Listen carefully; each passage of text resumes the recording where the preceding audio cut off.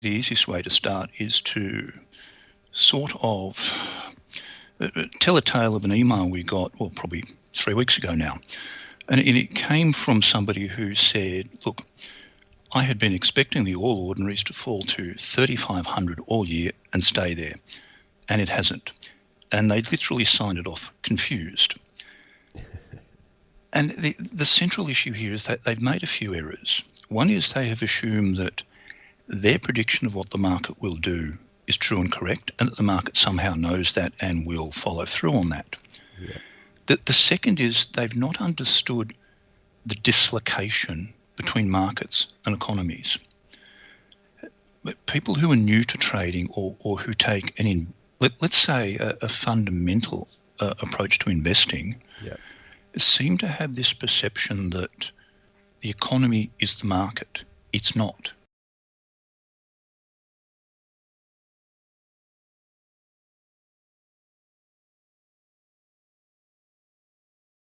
Welcome to the Get Invested podcast, where we share great conversations with experts from all walks of life to uncover their secret know-how and where they invest their time, their skills and their money, and the benefits that this has created.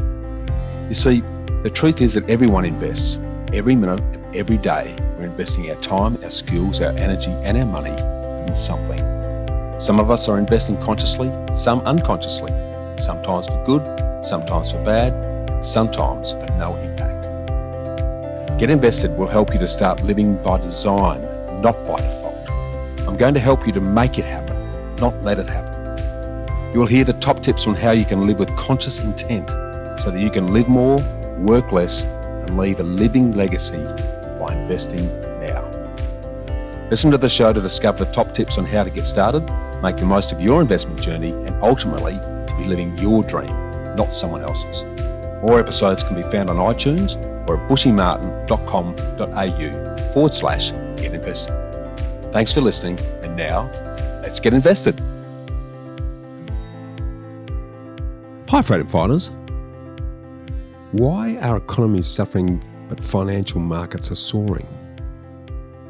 And what is likely to happen in financial markets next year? And is now a good time to invest? Well, as we pause on the crest of the change in the calendar year, the heralding of the first year of the new decade 2020 will be etched in our memories and history for lots of reasons.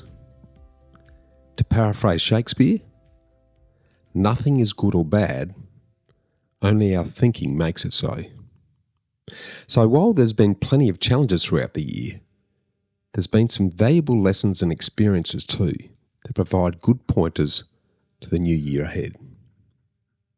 Given the heightened global level of uncertainty and disruption this year, that's reverberated and been reinforced and amplified by our always-on media, that both feeds on and grows by promoting fear, greed and conflict. How are you feeling about the future? In the spirit of Get Invested, over the last 2 episodes we've reflected on the year that was and the year that will be in property. So this week, we continue our reflective and projective summer series with a parallel look at the future through the lens of the financial markets. And we're joined by our inveterate in-house trader and trading mentor, Chris Tate from the Trading Game fame, and also from the Talking Trading podcast.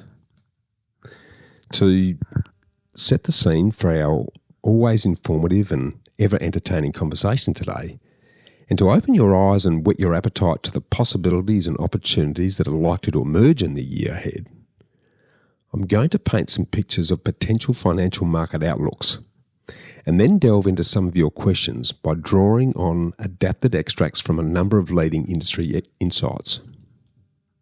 To start, let's check in with what respected index firm Vanguard has to say in their just-released Vanguard Economic Outlook 2021, in a report that they titled Approaching the Dawn, which analyses the short and long-term effects of COVID-19 on the global economy and discusses both challenges and opportunities for equity market returns over the coming years. Here's my adapted extract of the key points. COVID-19 has upended the global economy and produced the most profound economic shock witnessed in quite some time. Therefore, the economic outlook for 2021 is predicated on positive health outcomes for the broader population, as a healthy economy begins and ends with human health. In examining near and long-term effects of COVID-19, the contagion caused the sharpest and deepest short-term economic contraction in modern history. Economies around the world continue on their path to recovery and, thanks to swift fiscal and monetary policy response, many are in a better position now than during the second and third quarters of 2020.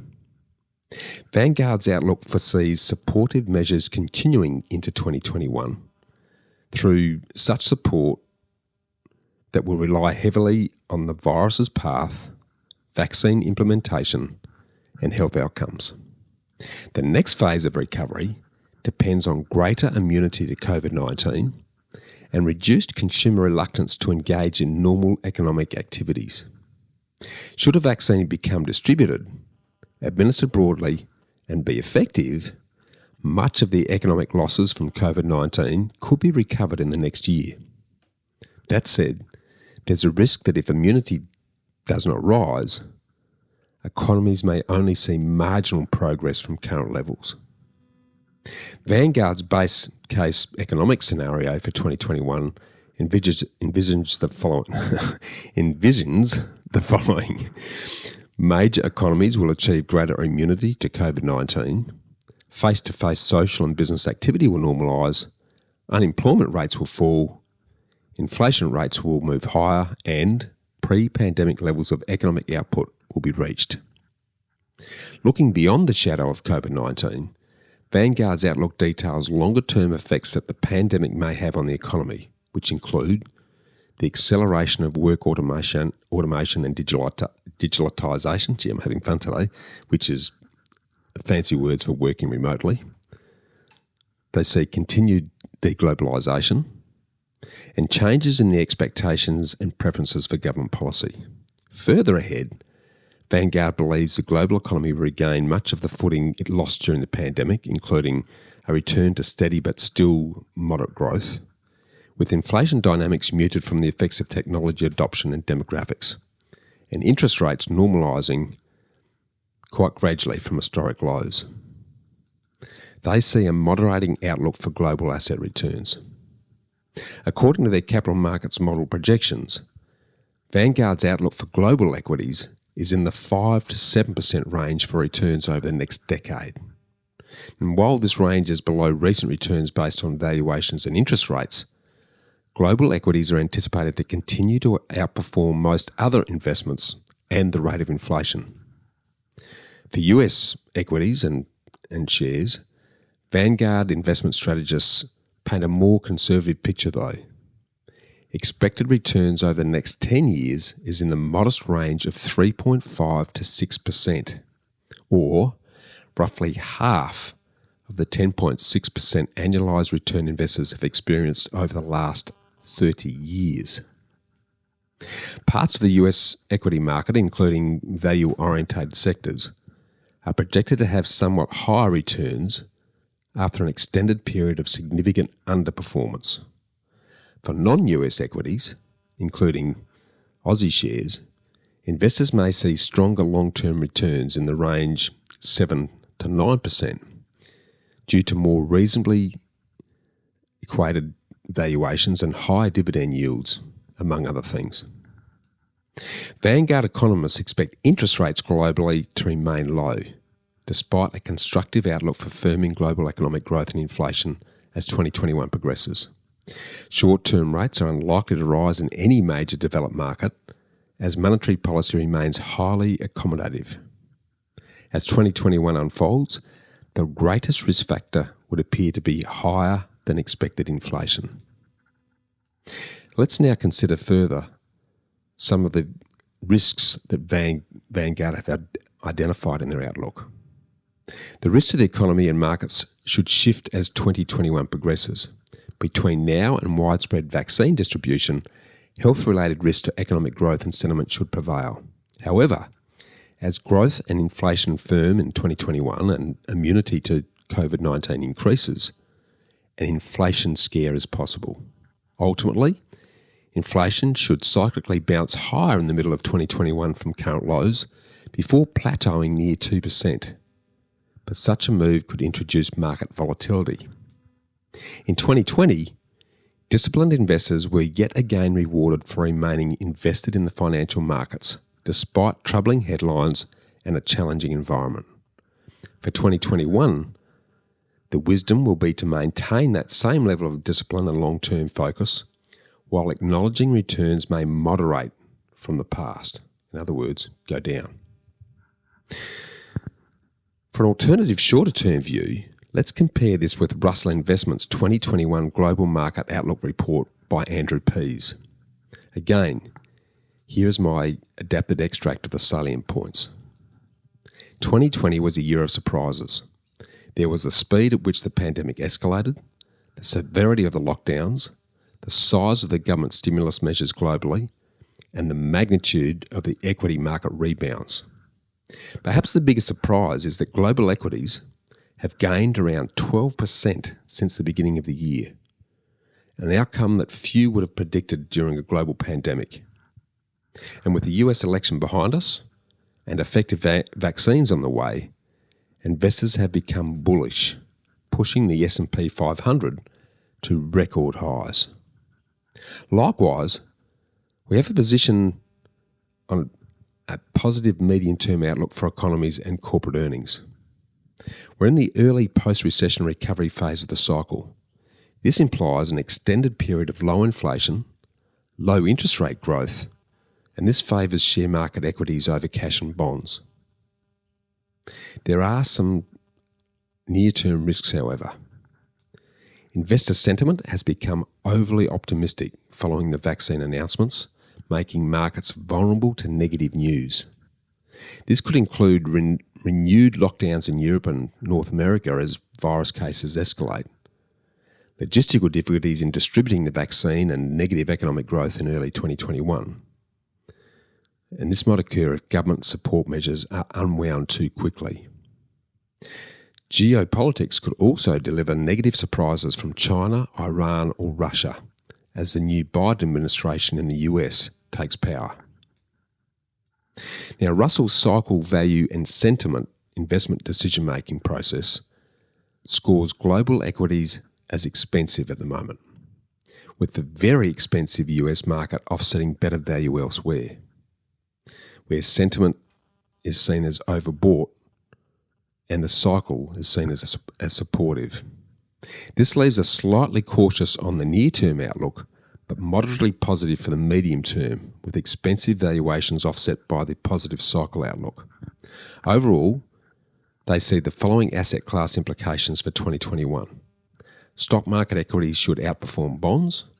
Long-term bond yields should rise, though with steeper yield curves likely limited by continued low inflation and central banks remaining on hold. The US dollar will likely weaken given its counter-cyclical nature, and non-US equities will outperform given their more cyclical nature and relative valuation advantage over US stocks, and this includes Australia. A return to normal by the second half of the year should help extend the rotation that began in early November away from technology growth leadership towards cyclical value stocks like the banks and resources. During the COVID-19 pandemic, technology and growth stocks enjoyed tailwinds from a boost to earnings and lower discount rates. These tailwinds should become headwinds once a vaccine is available and lockdowns have been eased. This should allow the normal early cycle recovery dynamics to resume, with investors rotating towards relatively cheaper value and non-US stocks that will benefit from the return to more normal economic activity.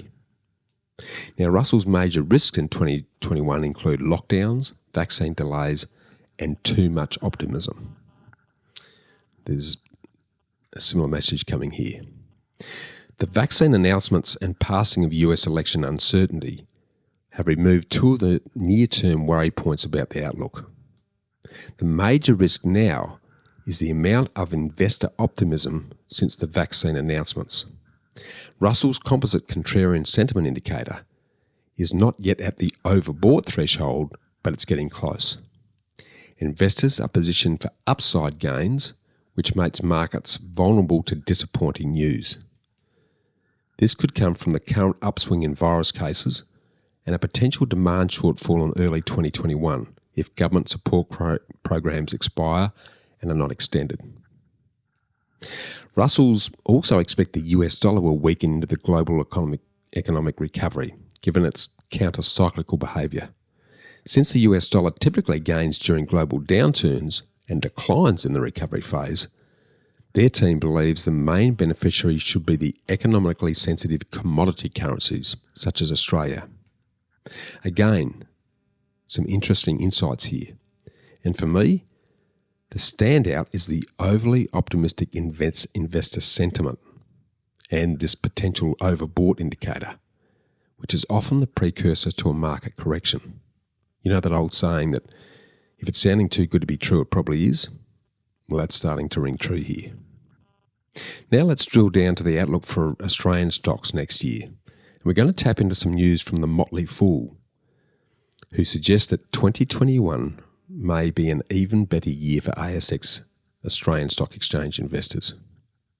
In a recent article by Brendan Lau, they suggest that the ASX share market is being dogged by worries of an imminent correction, but some experts believe the ASX is set to outpace its global peers in 2021.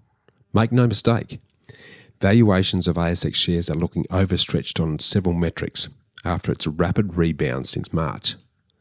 The S&P ASX 200 index surged by nearly 50% since its COVID-19 low and rocketed by a record-breaking 10% in November alone.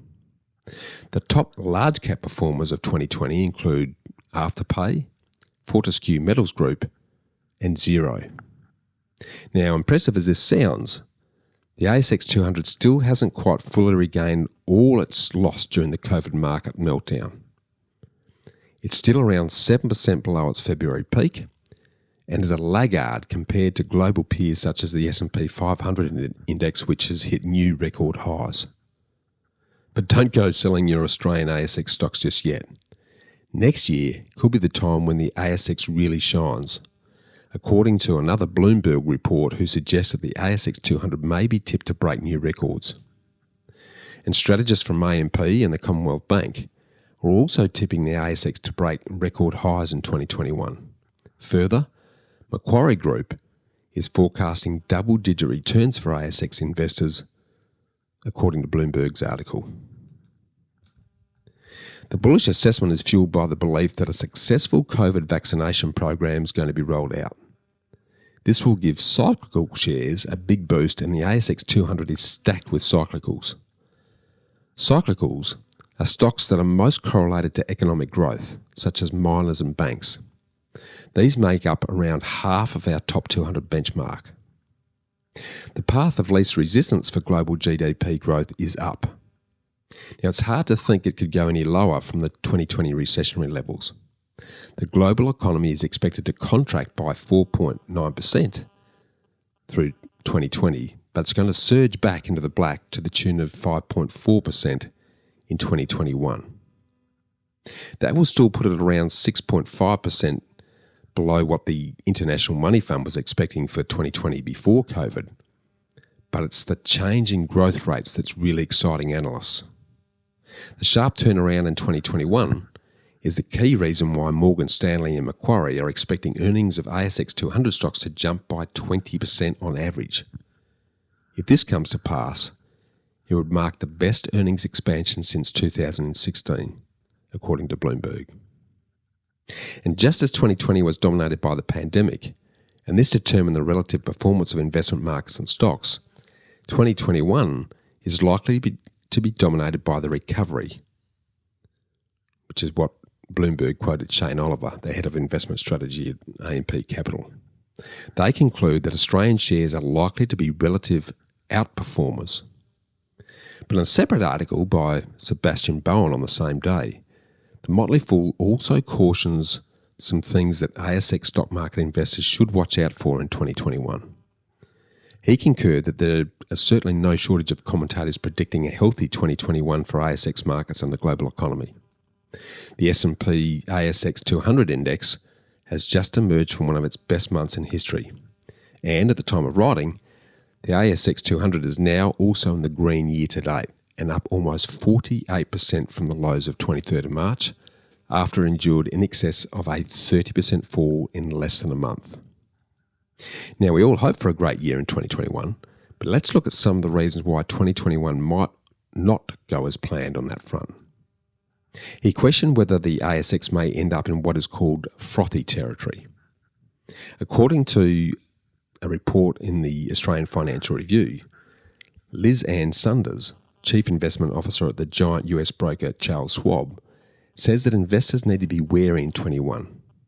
She cautions that the success of the market this year has bred what she believes is its most significant risk at present: elevated, optimistic sentiment. And this is that nearly all behavioural and attitudinal measures of sentiment show at best complacency and at worst speculative froth. Now, there have been a myriad of comparisons between today's market and the 2000 tech bubble era, but perhaps a better comparison would be the 2009-2010 GFC as we look ahead to 2021. Ms. Saunders points out that it took a brutal 17-month bear market back in 2008-9 before the market finally found a bottom. By comparison, the coronavirus crash that 2020 saw early in the year lasted just over a month. Now, that doesn't sit well with Ms. Saunders, who states that corrections, and sometimes heavy, often come after periods of market exuberance. So keep an eye on monetary policy. Separate reporting in the Australian Financial Review also outlines some additional risks for 2021.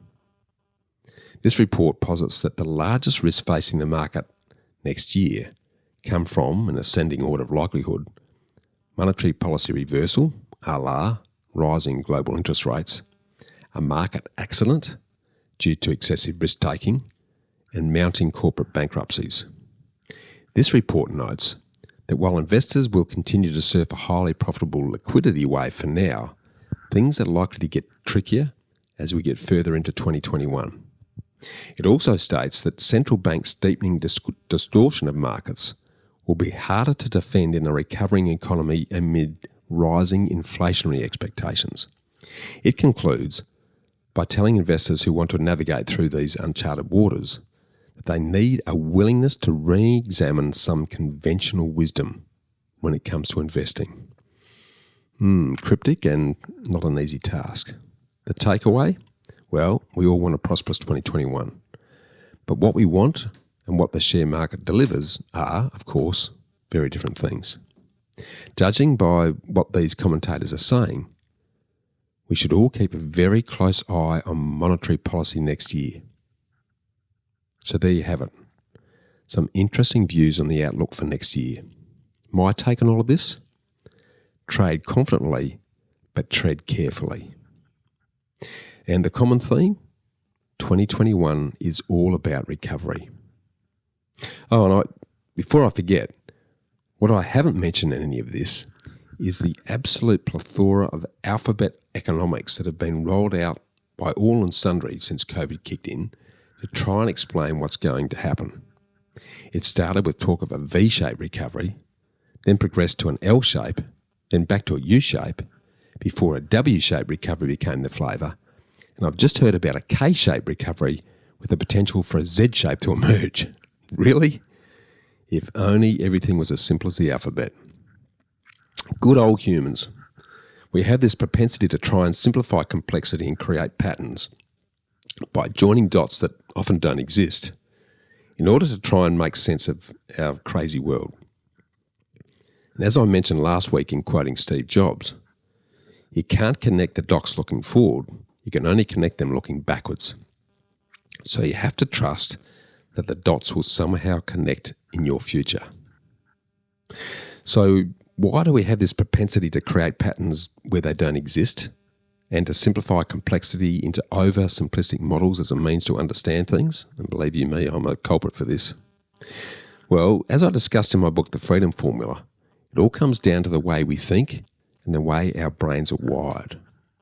To deal with complexity, our brains look for and create answers to keep things simple and understandable. The law of gravity is an obvious example. However, this leads us to create patterns, make forecasts, and assume general rules, even if the patterns don't actually hold true. The reliability of weather forecasting demonstrates the inaccuracies that result from trying to project outcomes of a complex and dynamic adaptive system involving myriad interdependent elements.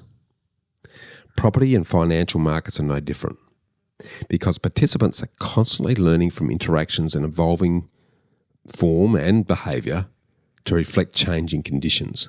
In these circumstances, no rule book works all of the time. And let's face it, if it did, there'd be a lot more wealthy investors out there.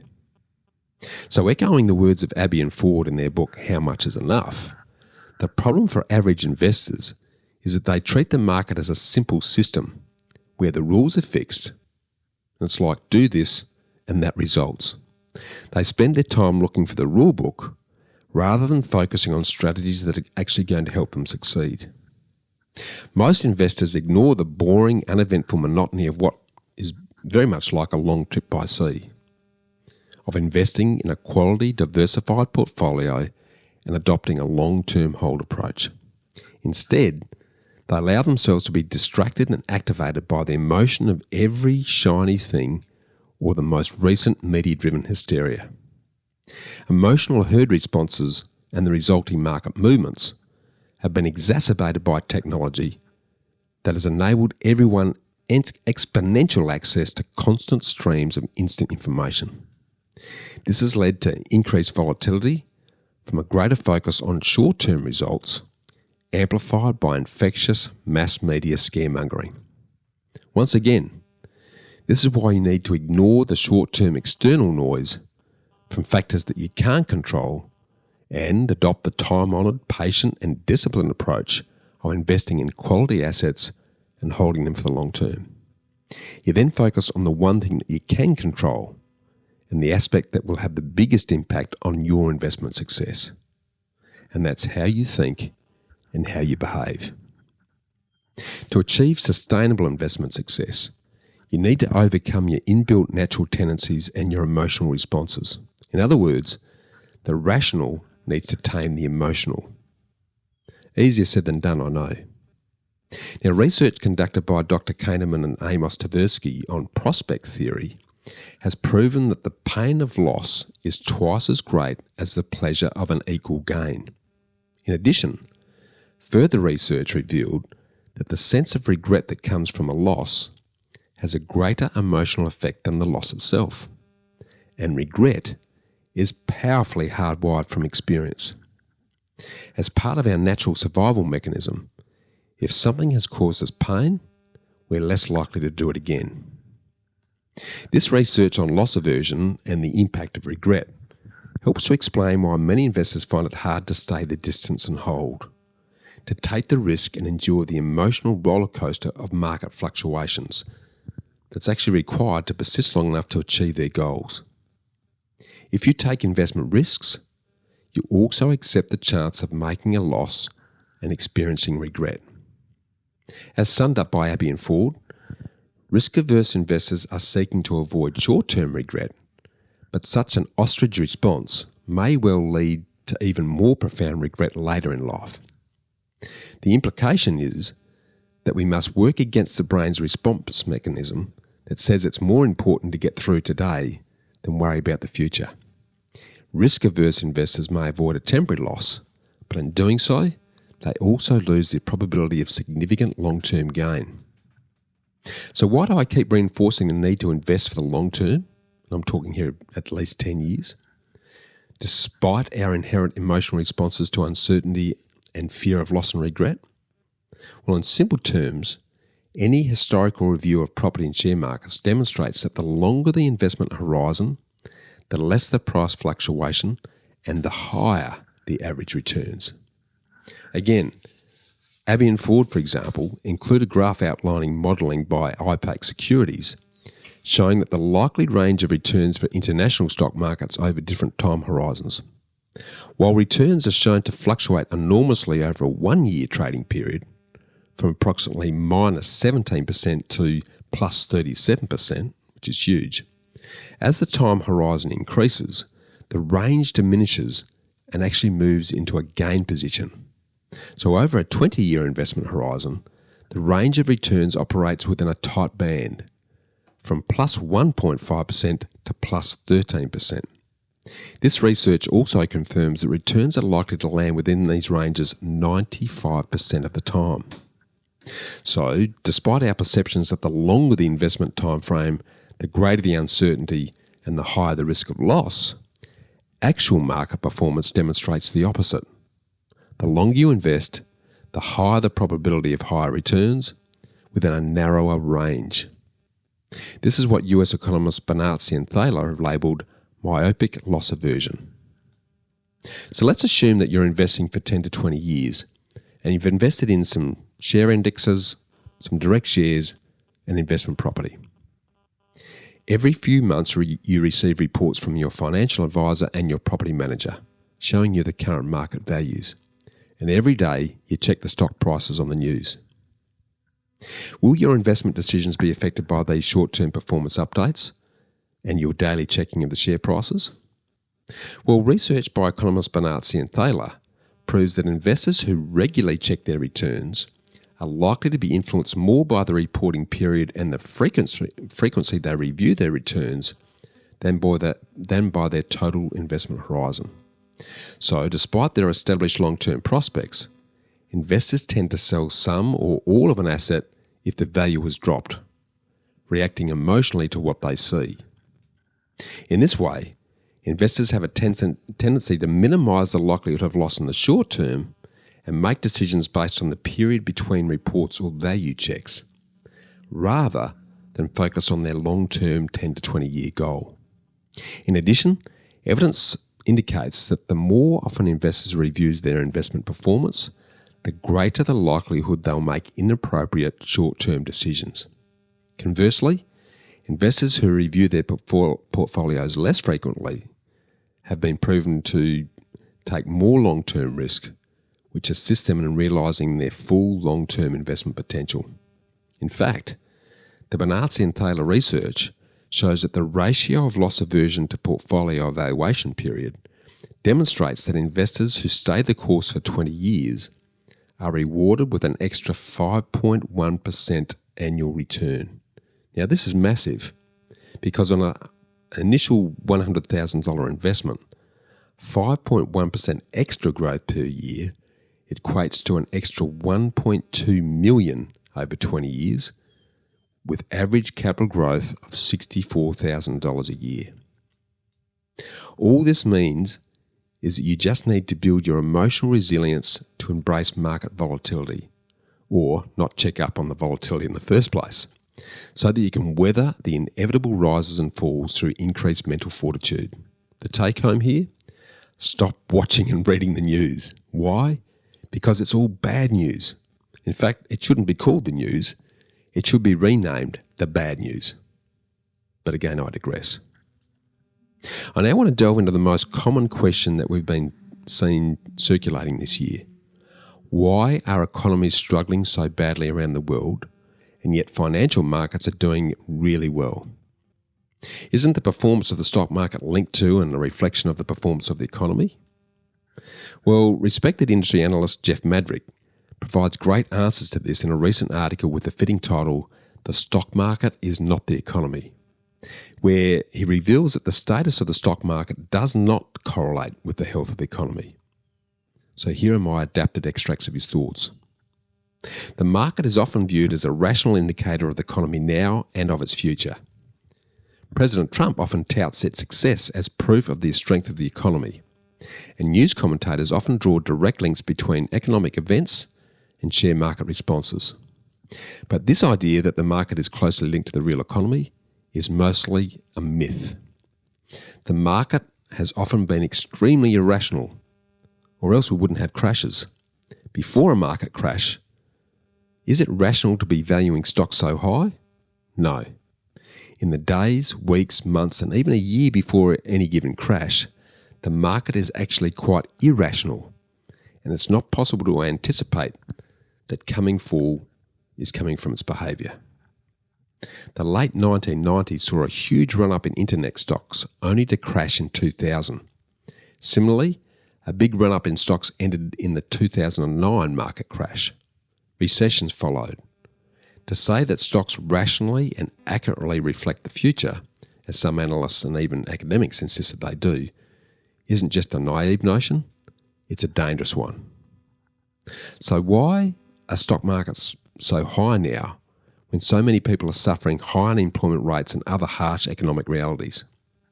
Well, Madrid continues that the current stock market run-up, which has reached new highs, is first and most importantly due to the Central Reserve banks injecting massive amounts of stimulus into the banking system.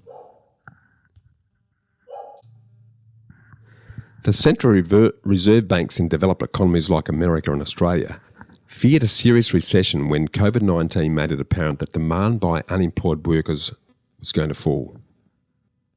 This shows up in persistently low interest rates, and indeed the interest rates are and will remain very low. When interest rates are low, stock market prices are often stimulated higher for two reasons. One, because stocks are discounted by the time value of money, which falls with rates. And the other being that people tend to put money into stocks when interest rates are so low because cash and bonds provide much lower returns. The Central Reserve banks have also announced that these unusually low interest rates will likely last for the next few years, which is generally a boon for the stock market. Another major factor driving stock prices to new highs is that the massive government stimulus programs have included supplemental unemployment benefits and loans to businesses. This has kept economies from collapsing any further. Investors in the stock market have responded to these measures optimistically, with hopes that an economic recovery is on the horizon. So in summary, we have two factors separating economic conditions from financial market performance: the Central Reserve banks and the massive fiscal stimulus pumping money and confidence into the system. So let's turn to another key question. Are a handful of stocks carrying the market? And if so, how does that fact affect how we read the relationship between the market and the economy? We know that the stock market generally doesn't reflect the economy. But another new factor is that the stock market's relative stability right now is coming mostly from only one sector, and that's technology. The rises in stock prices is much stronger for technology companies than it is for most other companies. In fact, the disconnect is extremely wide at the moment. It's not that the economy is doing well. Rather, it's that high-tech companies like Apple, Google, and Microsoft are doing really well. We've roughly 5 high-tech companies now accounting for nearly a quarter of the S&P 500. We currently have a market divided into classifications. The record-performing S&P 500 includes many high-tech stocks, whereas the Dow Jones Industrial 30 is actually well below its former high.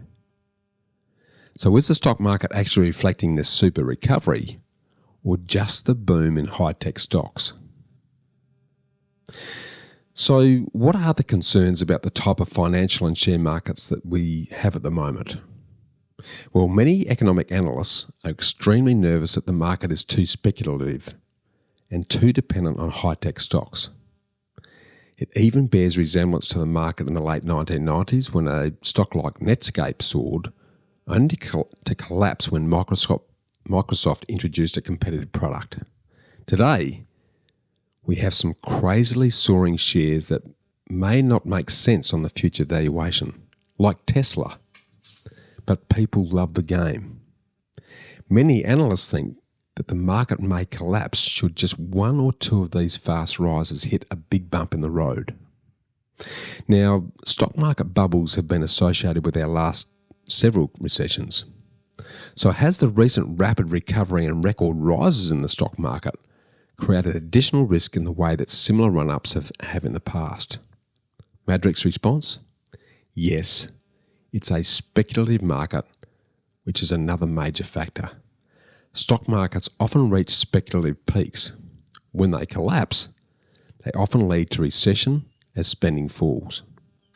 We had a big recession in 2000 and again in 2008-2009. If speculation is pushed too far, which is likely at some point, the bubble could easily burst. Madric concluded that we must have a serious ongoing stimulus plan. Right now, we're looking at continued uncertainty over COVID-19 and a stimulus, while stocks and shares are soaring because of the very likely false hope in high-tech companies.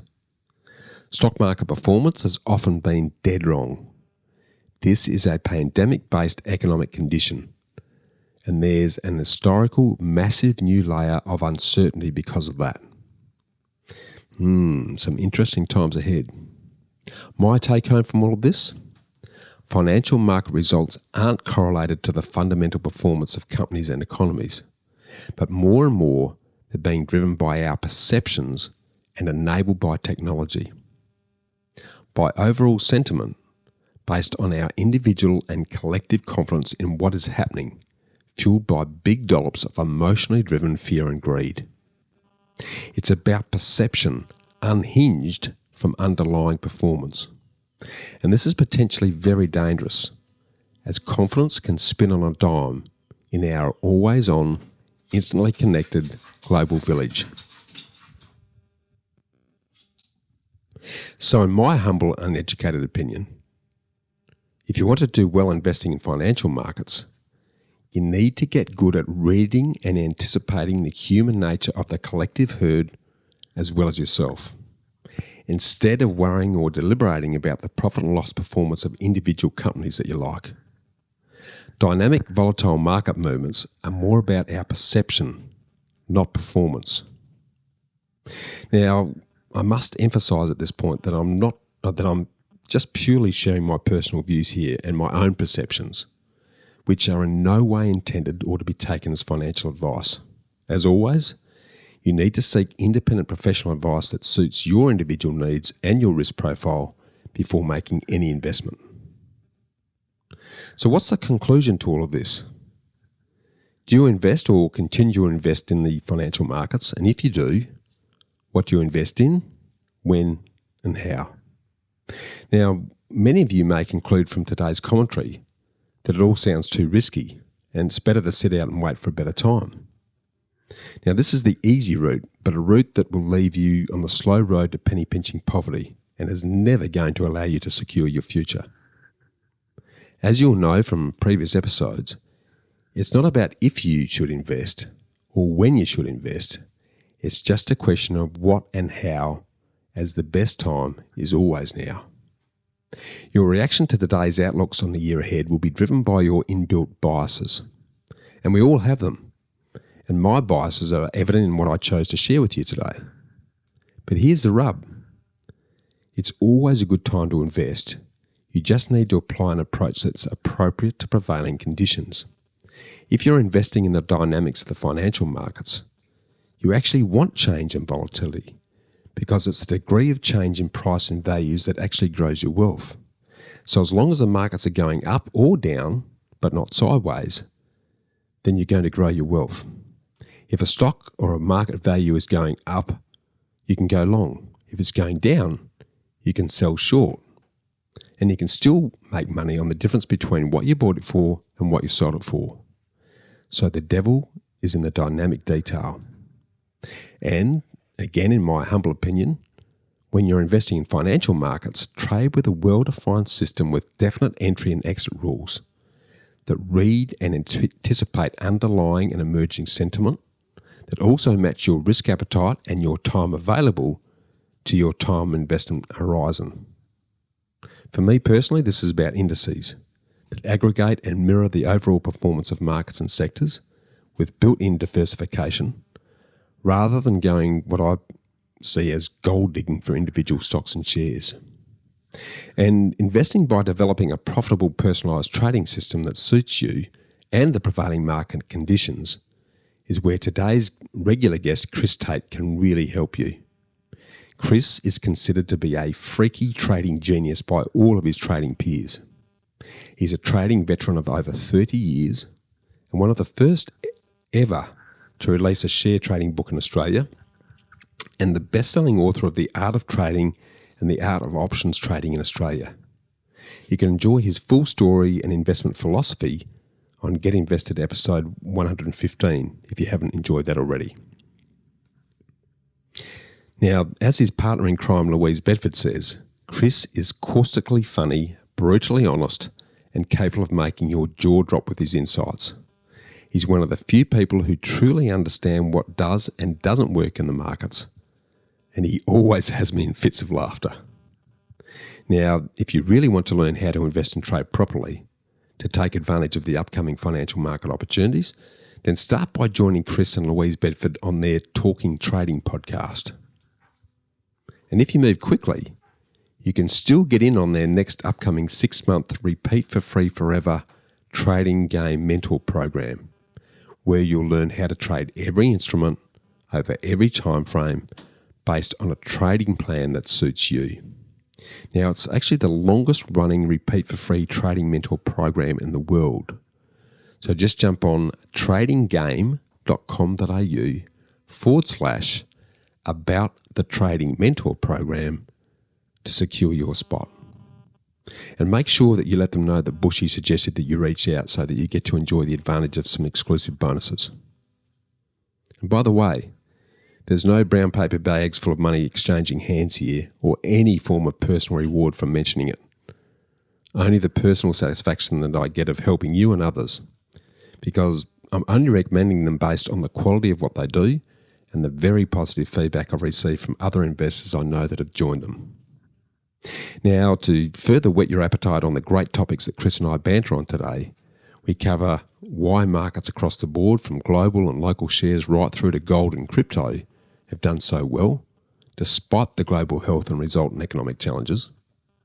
We look at why there's such a stark disconnect between record highs in the markets and the underlying economy, which has been actually compared to the Great Depression of the 1930s. We look at why there's been such a massive increase in online and first-time share investors.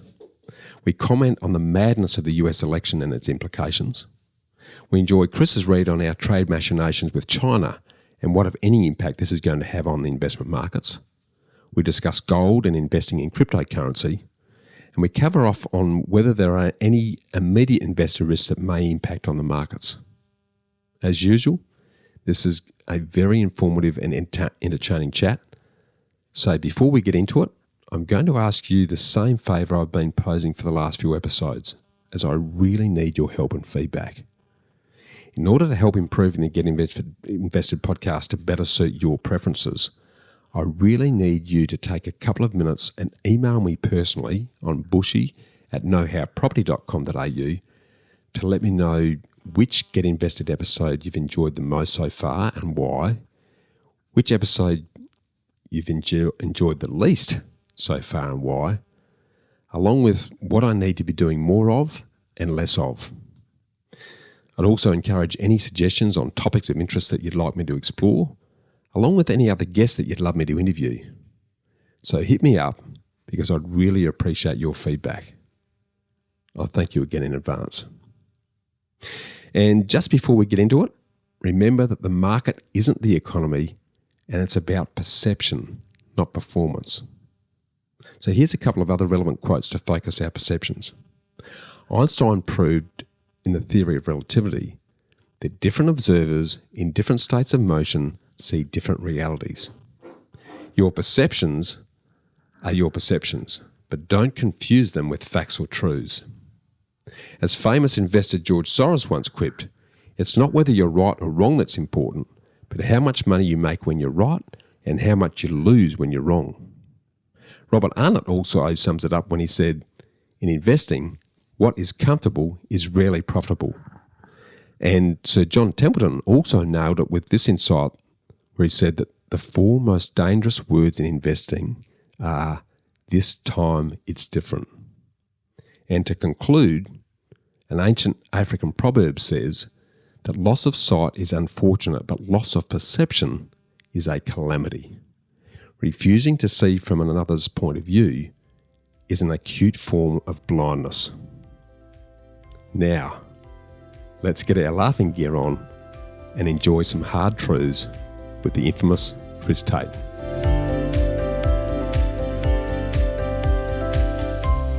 Welcome back, Freedom Fighters. Now, it's fair to say that the year 2020 has been a very interesting year from just about every angle. And it's been a year in which there's been a growing chasm and a divergence between perception and reality on what was expected to happen versus what actually did happen. And if you've been around a while like myself and today's guest, this level of divergence always seems to follow times of hyper uncertainty and radical change. So to try and make sense of it all and to discuss the year that was, what it all means, and some preparation for what next year may be, I'm joined by our resident financial market sage, Tate. Welcome back, Chris.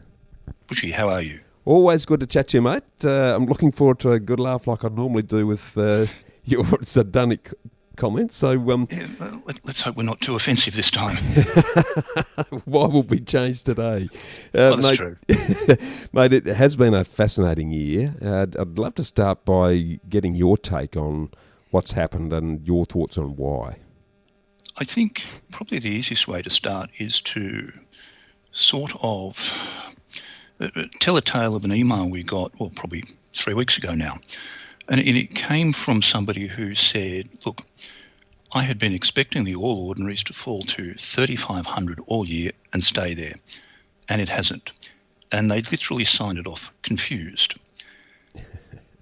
And the central issue here is that they've made a few errors. One is they have assumed that their prediction of what the market will do is true and correct, and that the market somehow knows that and will follow through on that. Yeah.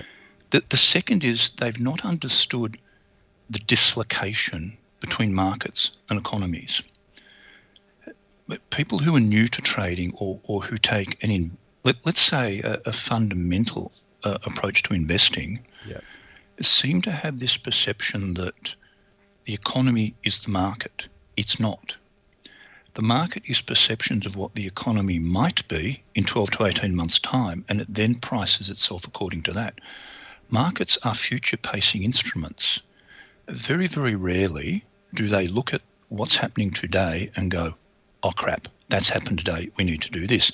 Unless it's something extraordinarily catastrophic, like somebody detonates a nuke in New York City, then it will react to that. Yeah. But for these slow burn events, like a pandemic, like the global financial crisis, is once the initial shock is out of the way, once the initial sting disappears, people sit down, they take a deep breath, they pause, and they go, well, the world hasn't ended. All right, what will happen in the next 12 months, 18 months, 2 years? Because just like the global financial crisis had a use-by date, pandemics have a use-by date. They all end.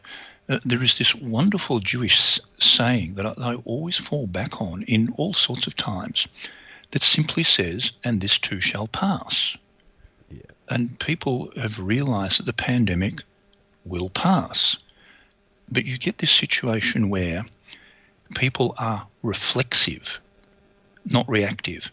When you're reactive, it assumes that you've assimilated the information around you, you've let it filter through you, you then make a deliberation based upon that is sensible and has a pause in it. Markets are initially reflexive in that they jump. But once the jump has ended, you've then got to do something. And that's what we've seen this year. Yes, we saw markets in the first quarter of the year collapse, but then for the following part of the year, we saw them recover. We've even seen US markets make new highs. And our market, surprise, surprise, moved towards its previous high. Yeah. So markets recovered very, very quickly. Once the shock was out of the way, once we realized that if you're involved in an airline, a cruise line, anything related to travel, you were stuffed. But by the same token, if you're involved in anything to do with, as we were talking about before, online shopping for gyms and outdoor furniture, you were going to do all right, as evidenced by the performance of groups like Temple and Webster and Kogan here domestically. And in the US, you still had the situation where, particularly with the NASDAQ 100, you have a series of stocks, like a tiny handful, driving that market very, very, very hard. Yeah. And this is what people, I think, forget. And it's quite human to be sort of reflexive, because that's the way we're hardwired. But you've got to get over that, remove your perceptions and your ideas of what you think will happen, take a step back and go, well, this is what is actually happening. So if we go back to our, confused emailer, what they had failed to do was to step back and go, well, my perception is wrong. What do I do now? As opposed to clinging to the perception, because people are ego defensive. They want to defend their point of view. They don't want to admit they're wrong. And this is what we saw with a lot of people. They simply did not turn into the wind. And that is resulted in their distress, underperformance, generating losses, all the things you'd expect with that sort of behaviour. Yeah, it's always what's between the ears and how you're viewing the situation, not what's actually going on, and then imposing those thoughts on it and then expecting it to respond. It always is. In many ways, it's a little bit like the magical thinking that came out of that idiot book, The Secret, in that if you wish for it, it will happen. It won't, because there is that wonderful old saying, if wishes were horses, beggars would ride. But they don't. They're on the bones of their asses. And it is this thing, as you say, it's what's between the ears and your capacity to adapt, to change. It's very Darwinian. People assume that Darwin said survival of the fittest. He didn't, despite what mad right-wing conservatives think. He said it's survival of those that are most capable of change and adaptation. Yeah. And the same is true with investors in any market. If you can see what is happening and adapt and change, then you prosper. If you can't adapt, even after you've seen what is happening, then you won't prosper. Yeah, exactly right. And I think probably the interesting thing about it, looking in from the outside this time round, is that there seems to have been a level of confidence, not only by the regular investors and the institutional investors, but after the initial shock and that reflexive moment that you've spoken about, that a lot of people have appeared to jump on the bandwagon. And I've heard numbers quoted that the number of online traders, for example, has jumped up to 5 times what it was previously. Why do you think that is, given the amount of fear-factory negativity that keeps vomiting out of the mainstream media that's designed to scare the shit out of us? I would probably say it's really quite simple. It's exactly the same reason that traffic to Pornhub went through the roof and people bought a metric shit ton of stuff from Sexyland. They were bored.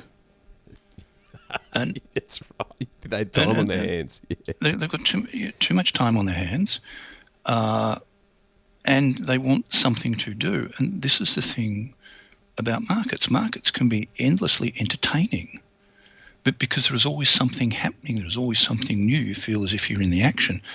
And there is a seminal piece of work in behavioural finance that dates back, now we're almost talking 3 decades now, that looked at, it's got this wonderful title of The Habitual Motivations of Commodity Speculators. And what it did was poll a raft of commodity speculators as to what their motivations for trading were. And their single prime motivation was entertainment. It was not to make money. And that's been my experience over the past now almost 4 decades, is that the prime reason people trade is to be entertained. They're not in it to make money. Money is secondary. Being in the action is the most important thing. And this is what we've seen with the rise of groups like Robinhood in the US. They want to be entertained. And granted, they are providing an enormous amount of liquidity in a certain end of the market. But it does come with a cost. And for many, it has been financial distress. And for others, quite tragically, it has been suicide. Yeah. Once your motivation for investing in anything, it doesn't matter what it is, It doesn't matter whether you're buying a block of flats or you're buying BHP. Once that motivation is entertainment, you've actually lost the game. Your game will end sooner or later. And well, it's paramount to no different from online gambling. We're talking about exactly the same thing. and that's the best way to put it. You're talking about people who probably don't have, this is going to sound harsh, probably don't have the skill to learn how to play online poker, but they have the skill to learn how to push a buy and sell button on their CommSec account. Yeah. And also to hang around forums that are populated by 40-year-olds who still live at home with their mother and drive a 25-year-old Corolla, but who present themselves as extraordinary investors and traders. And so they get caught in that, let's call it an echo chamber. And they simply want to live out what they feel in that echo chamber. Yeah, it's a pretty scary concept in terms of what it's doing. But you're right, there's a liquidity that's come into the equation as a result of that sort of mass boredom that you talk about, which look, in many ways, it's made for some of us part of our job easier because it's actually easier to get some positions in some segments of the market away much more easily, simply because there's more peanuts to buy and sell to. Yeah, it's be interesting to see how it pans out long term once people are back at work and they're back into some sort of routine that doesn't give them that time. It'll be very interesting to see how that pans out. Look, I would probably term it to be either the hula hoop or the yo-yo of 2020. And come 2021, it will have disappeared. Interesting. Yeah, and there'll be a lot of mums and dads that'll probably get burnt as a result of it, unfortunately. But I've seen this before. I saw this particularly pre the tech wreck, because it was that same sort of euphoria, and the technology was just emerging to enable us to do this sort of thing. Yeah. So it's not new by any stretch of the imagination. No, and this is the thing. I mean, if you've been, you and I know, Chris, that good investing is actually as boring as batshit. Oh God, yes. And as soon as you start to try and make it happen, or expecting it to happen, that's when you get into all sorts of strife.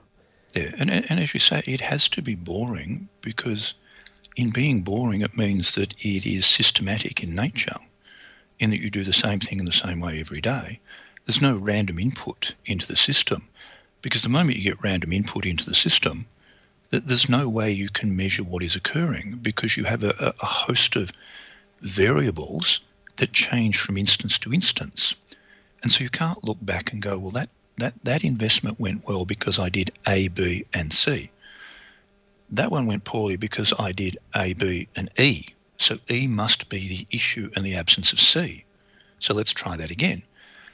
Once you're effectively pulling investment ideas out your ass, it's not going to work. Or worse still, doing it on emotion and the latest news that you've just seen on the TV or the newspaper. Oh, very much so. Interesting, very interesting.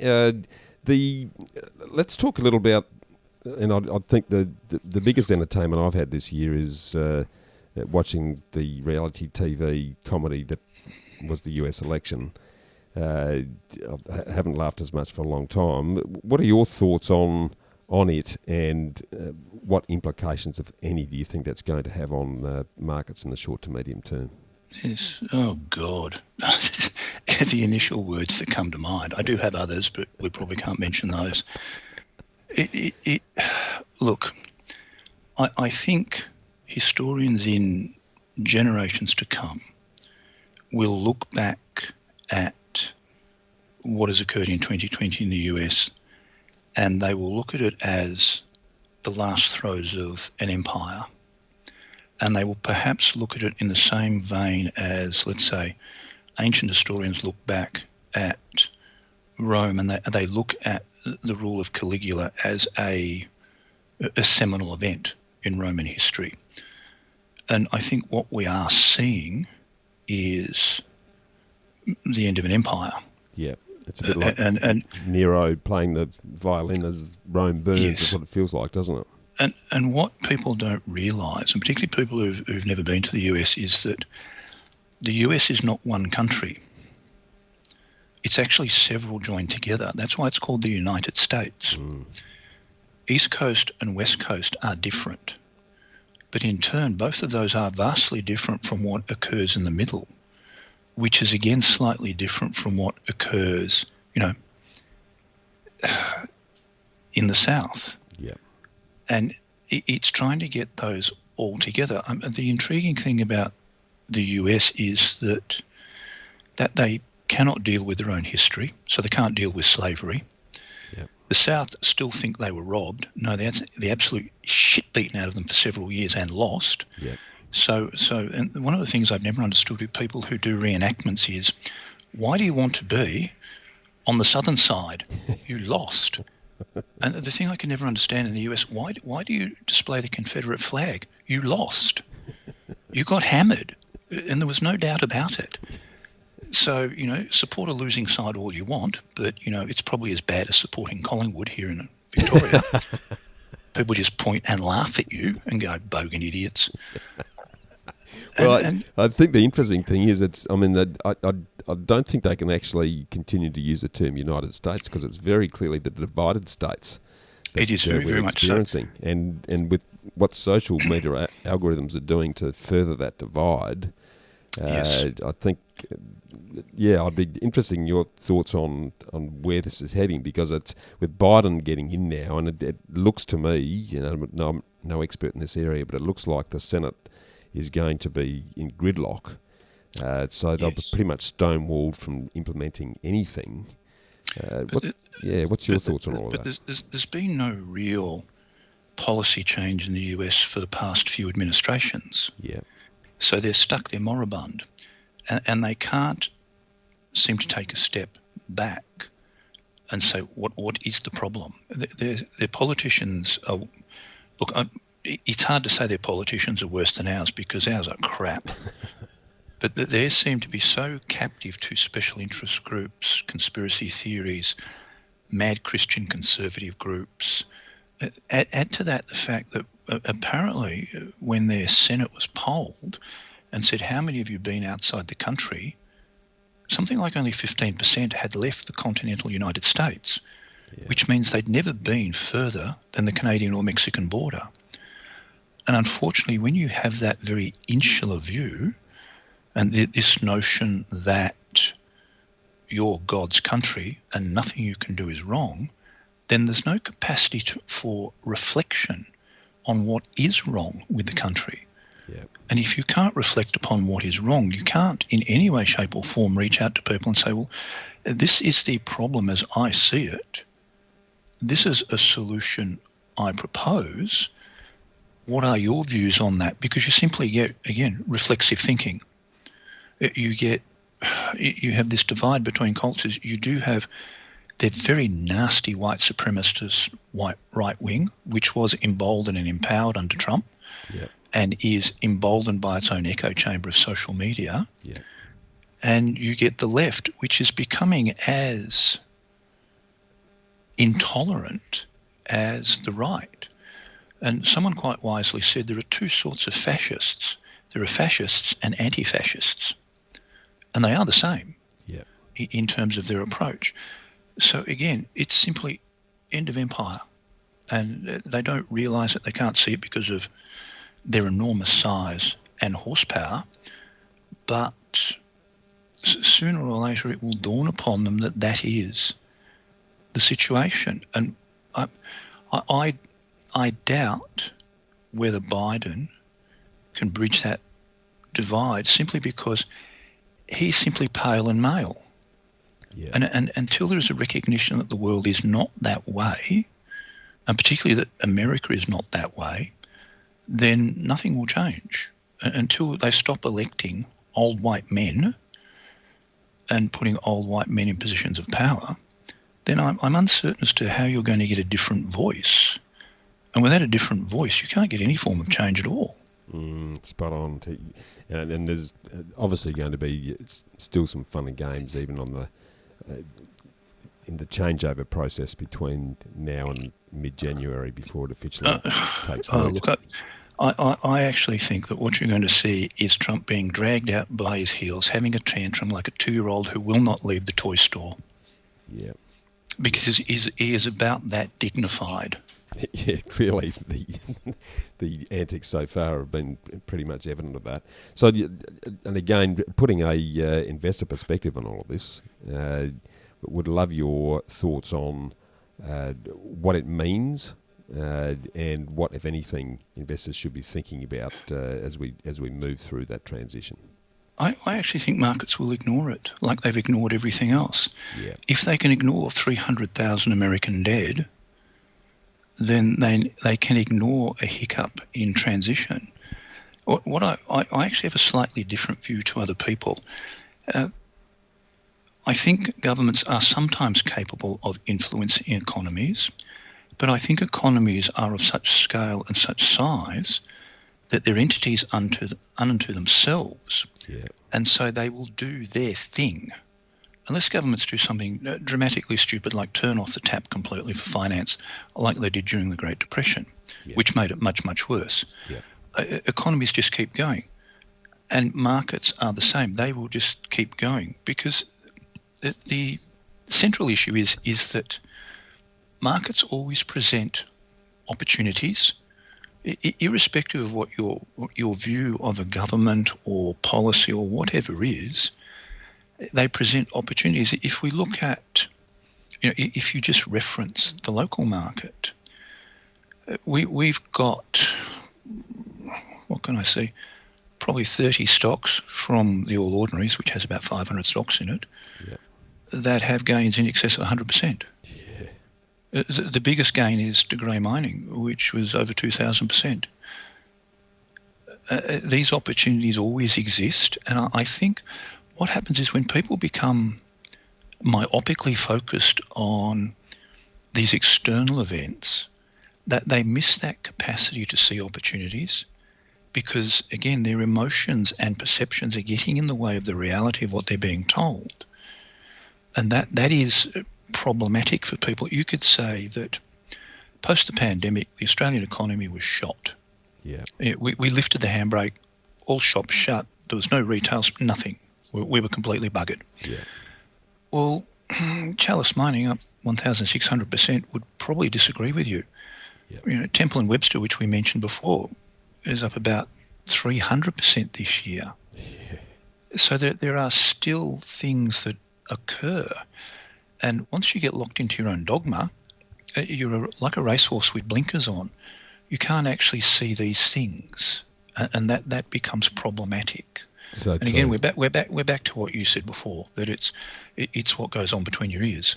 Yeah, and I think the danger now, though, Chris, is that if you're unfortunate enough to spend your time watching the evening news and you look at the finance segments, then you've got people on there that are drawing linkages between what happened today and a stock price.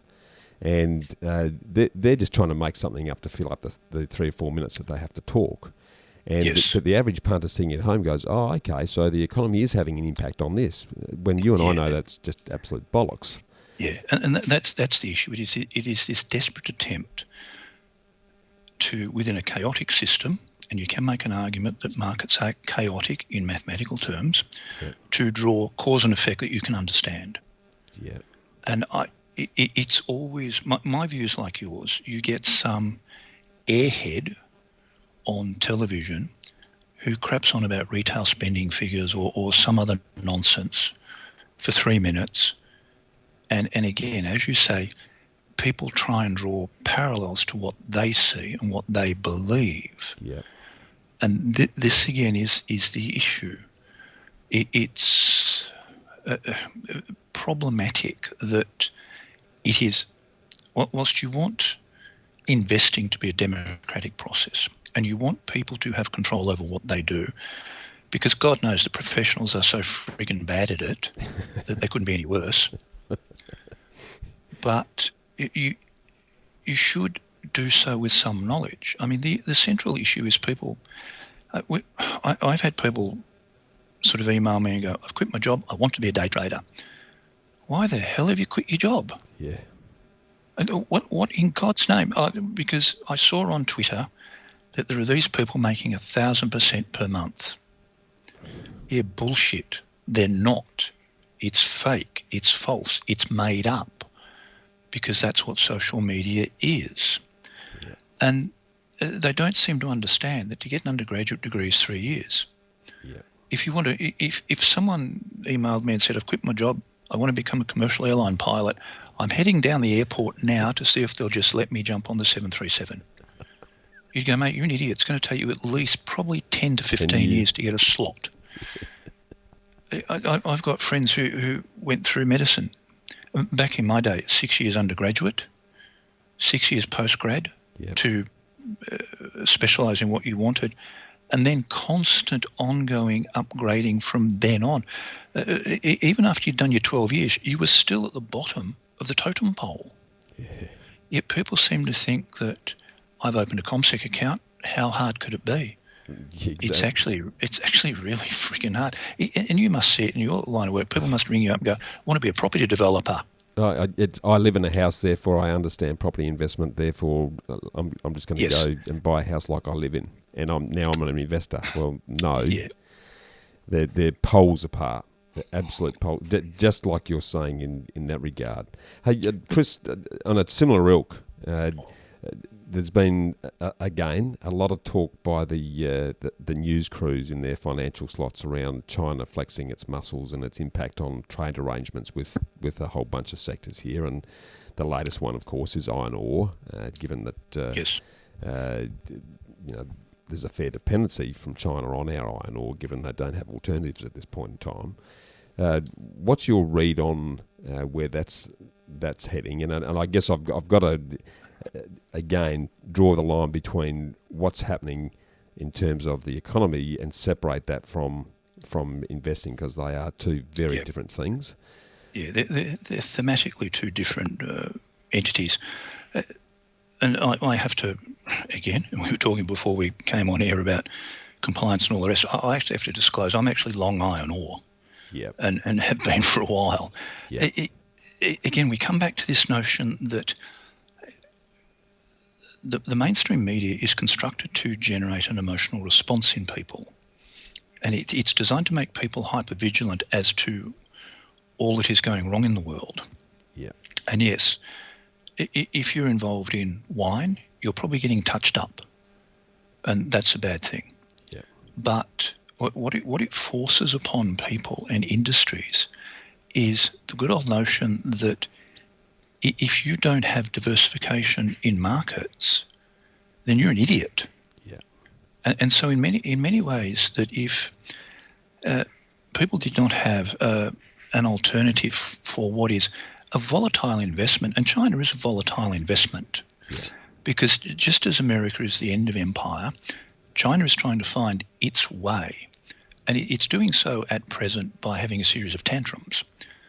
And it's intriguing, the parallels in that the US are currently governed by an administration whose head has tantrums. Yep.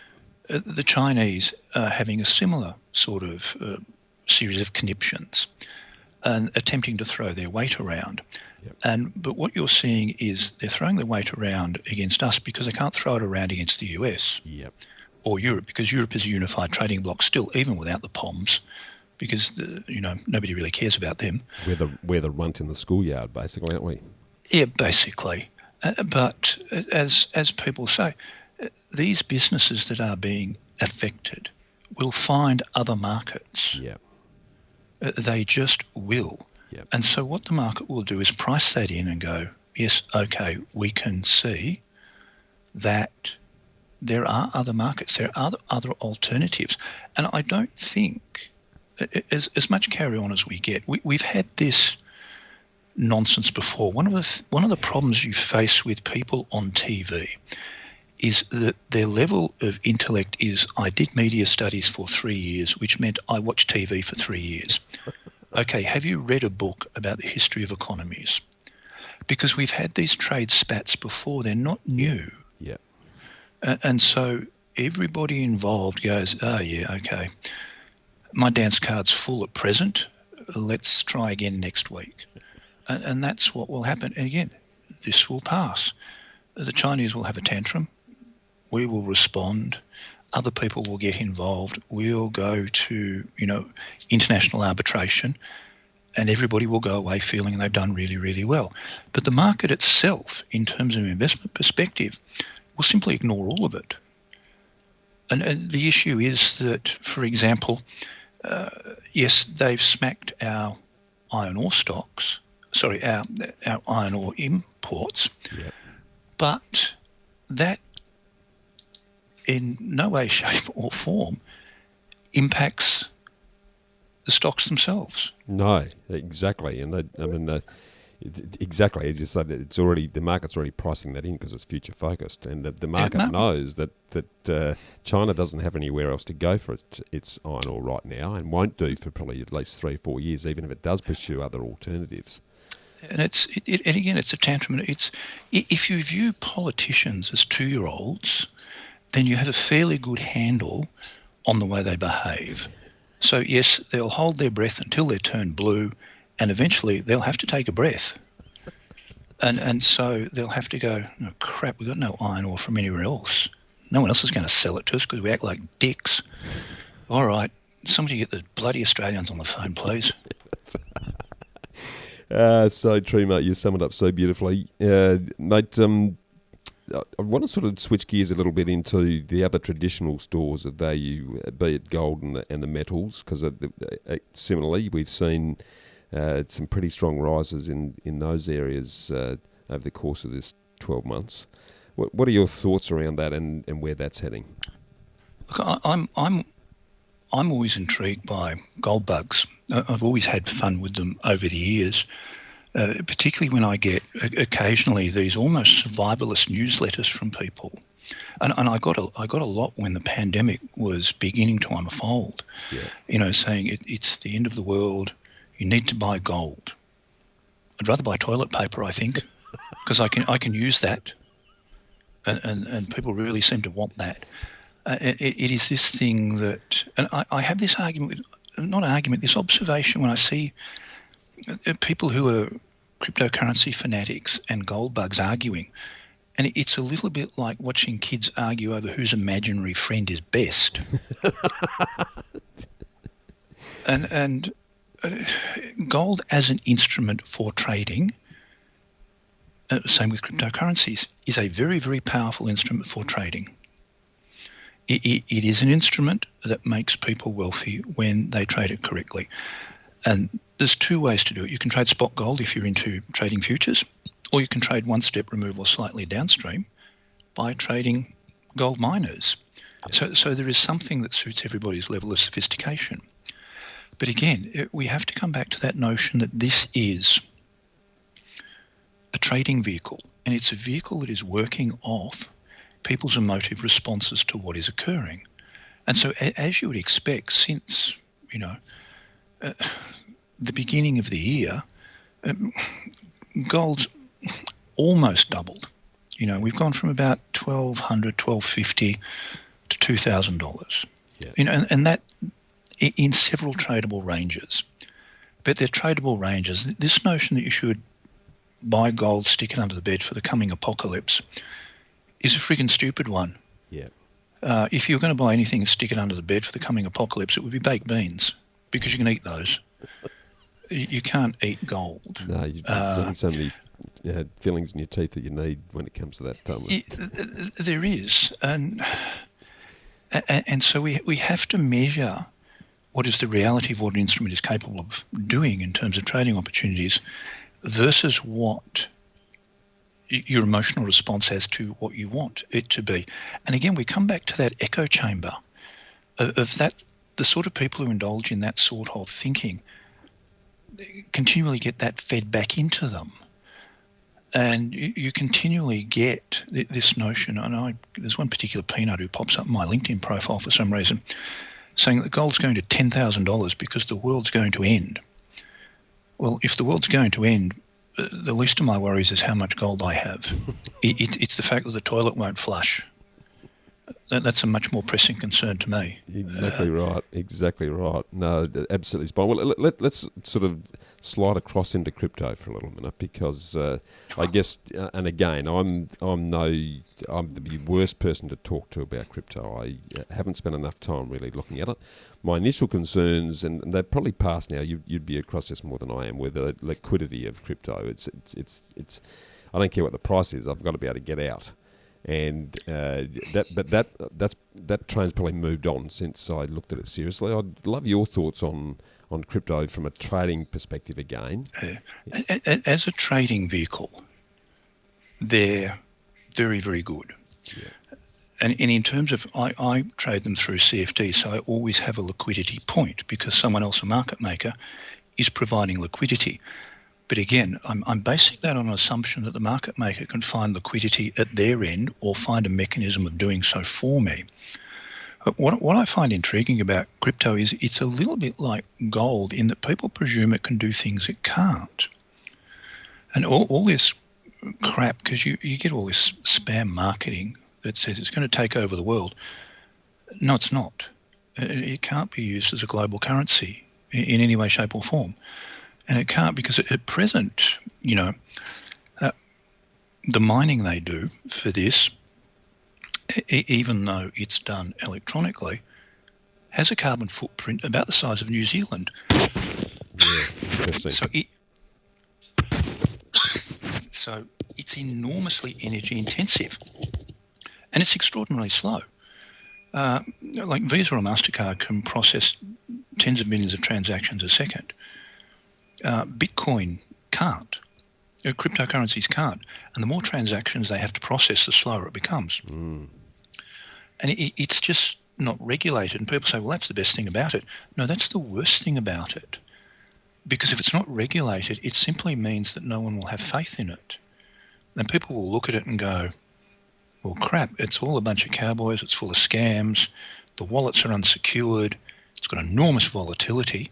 Now, that makes it really good as a trading tool, but it's not really good for the mum and dad who go, well, I think I'll put my superannuation into this, because you might end up with $4 in your superannuation when you retire at 65. And that's part of the problem.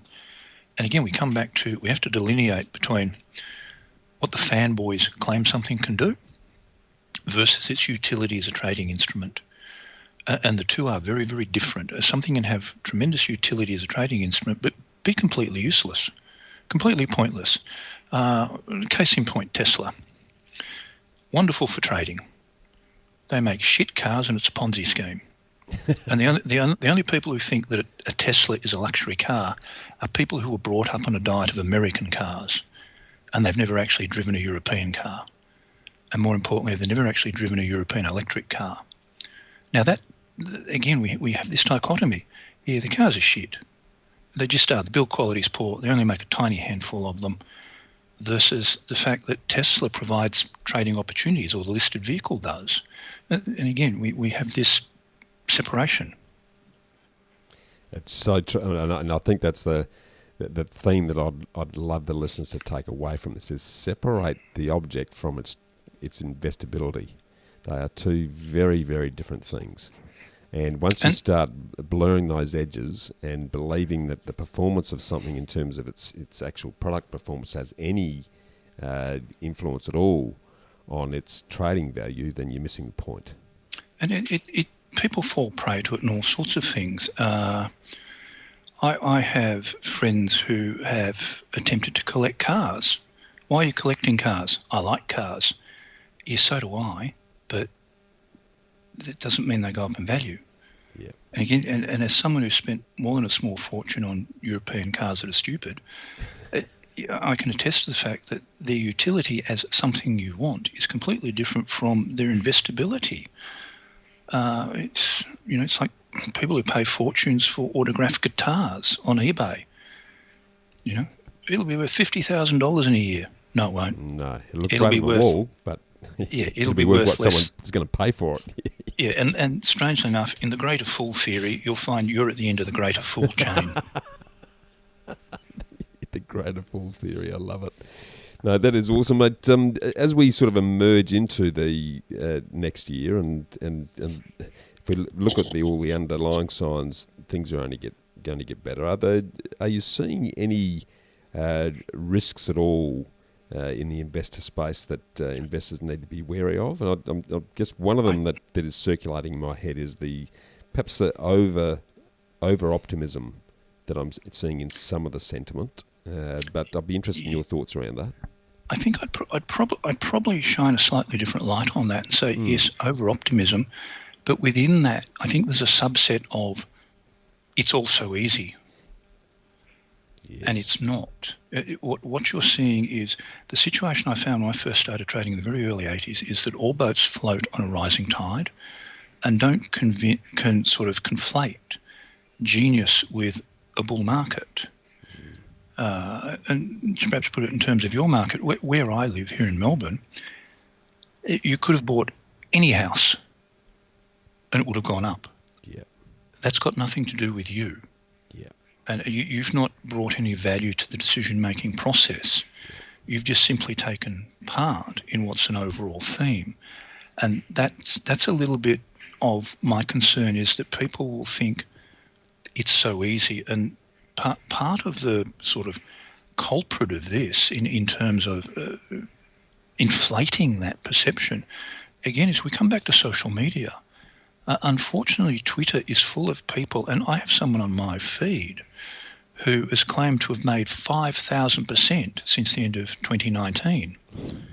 Now, if you started with $1 million, you're now well into billionaire territory. But nobody ever seems to be. But there are people out there who are starting this game who go, oh, yeah, that must be real.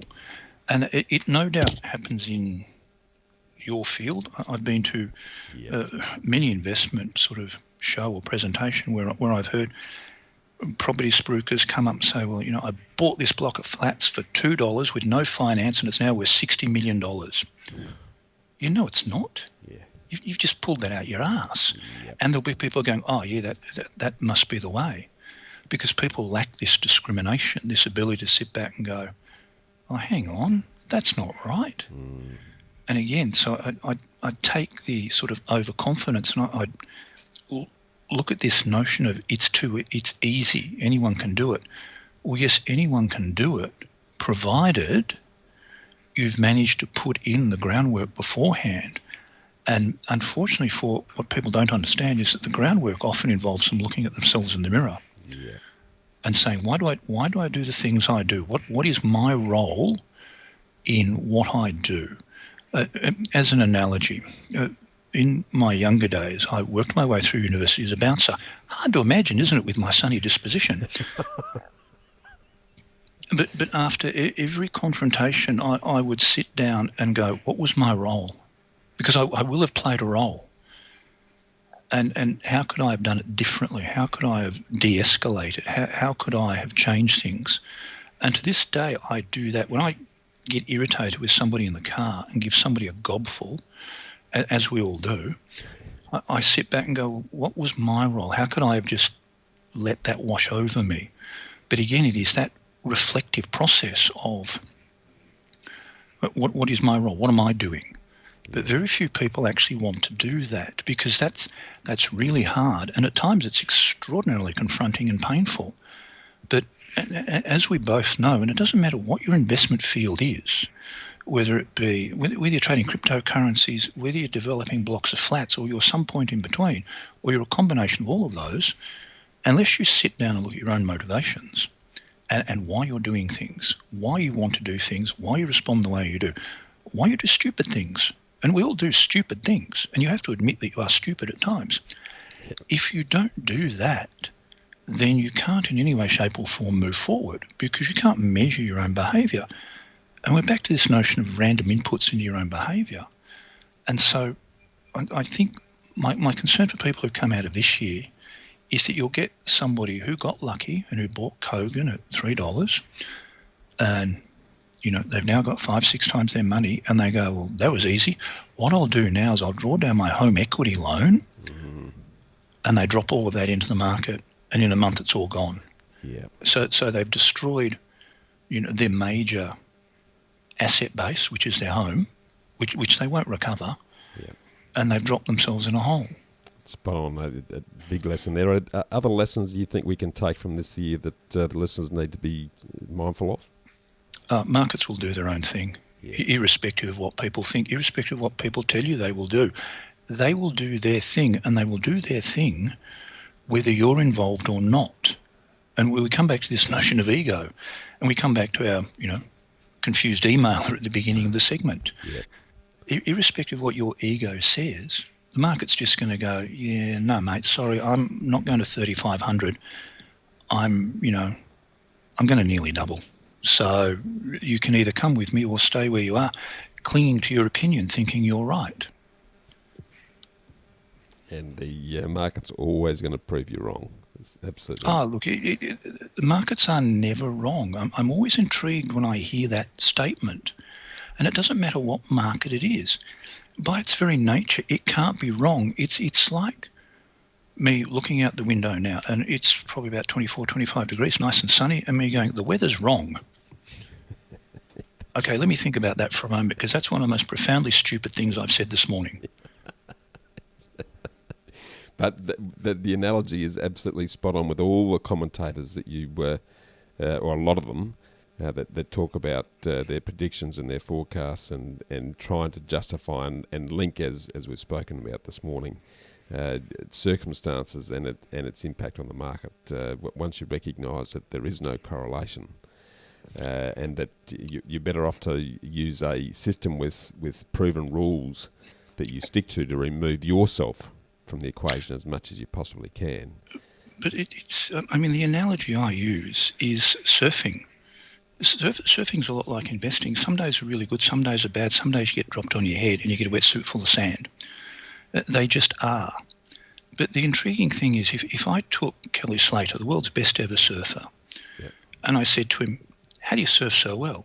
He would say, well, something along the lines of, well, look, I can get into technicalities, so I put my feet here, my balance is here, my centre of gravity is here.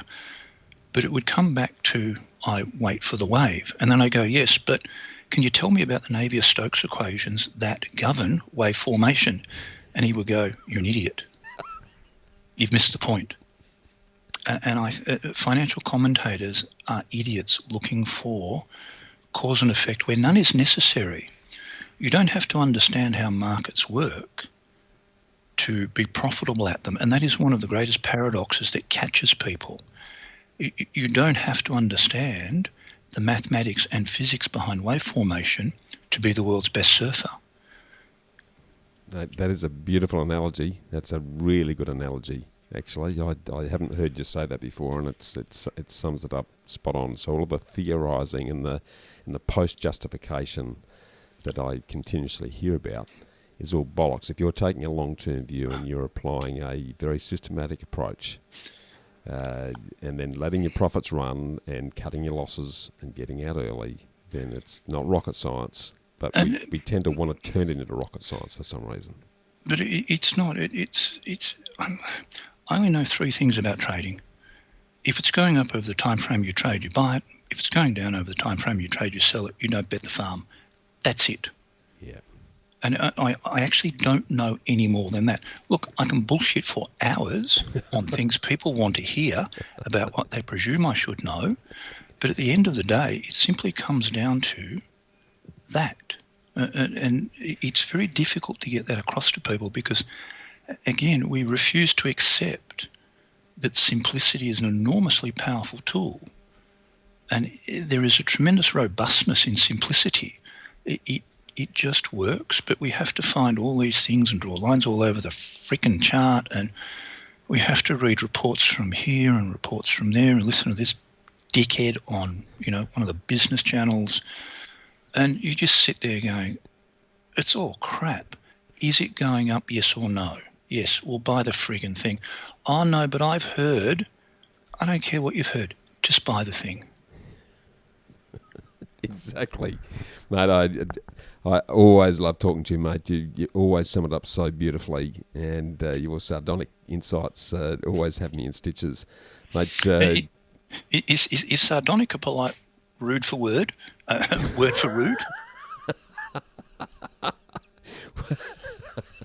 Well, it depends how you define it, I guess, mate.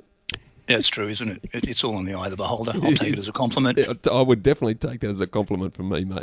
Because sardonic is something that I aspire to, and I'm nowhere near to the level that you've achieved. So, mate, for listeners who really want to learn how to invest using the awesome methods that yourself and Louise Tate have created through the trading game, I know that they can get all of the juice from the Talking Trading podcast.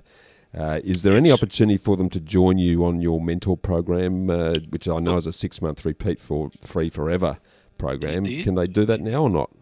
Yeah, they can. The easiest way to touch base with me is through our website, tradinggame.com.au. You can get hold of me at chris@tradinggame.com.au. And having slammed social media for, what have we got, almost an hour, you can catch us on Twitter.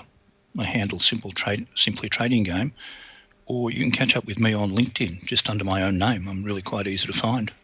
Fantastic, mate. Look, I really appreciate you coming on board. Has been an interesting, fascinating year, and we're in for another one next year, and they'll continue to be. So, very privileged to continue to enjoy your insights and your common sense that cuts through the bollocks and gets down to what really is important.